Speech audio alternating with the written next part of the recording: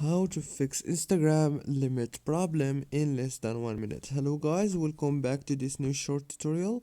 I'm gonna show you how to fix the limit problem easily and fast on your Instagram. So what you wanna do is go to the settings on your phone, and then you have to open the apps manager like this. When you open the apps manager, it will take you into this page where you will find all the apps that you have on your phone. So all what you want to do is scroll until you find Instagram and then click on it. And then click on this force stop right here and go down to the storage or the internal storage.